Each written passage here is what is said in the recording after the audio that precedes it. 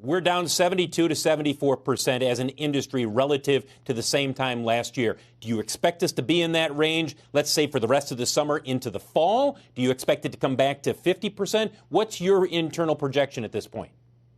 Well, nobody knows for sure. And so we're trying to focus on staying flexible and adaptable to what the data is actually telling us. And, you know, you're looking at the TSA numbers, which is the number of passengers, but it also, by the way, includes the number of employees, airport employees, airline employees that go through. So we really focus a lot more on the revenue because that's the best measure of demand. And unfortunately, it's down even more than your 72%. It's down more at the moment, more like 83%. We think there'll be a gradual recovery in that.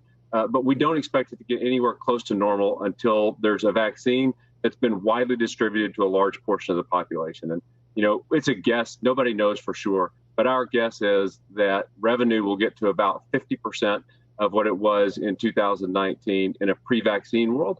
Once we get past a vaccine and it's widely distributed, we'll quickly recover back towards 100%. But our guess is that's going to be, we're going to plateau at about 50% before we get to a vaccine. Okay, so let's use that as a baseline. You've got, roughly speaking, $16 billion in liquidity right now. You plan to have more than $18 billion by the end of the third quarter. Is that enough to get you through not only the third and the fourth quarter, but the first quarter, which is notoriously the slowest part of the year for the airline industry? Or do you think, hey, look, there's a chance that the airlines are going to need more direct help from Washington? Look, I'm highly confident that we can get through the pandemic, given the $16 billion we've raised since it started, the fact that we're going to end with $18 billion of liquidity. Unfortunately, it's going to require difficulty. You know, we sent out 36,000 warn notices to our employees, and that's a last resort, something we absolutely would have wanted to avoid and have taken every step we possibly could to avoid those. But if the crisis is going to last as long as we think is at least possible, we're going to have to reduce the size of the airline. It's going to be until there is a widely available vaccine. And because of that, we're going to have to reduce employment. So I am confident that we can make it through the crisis without any more funding. But it's going to also have an impact on employment.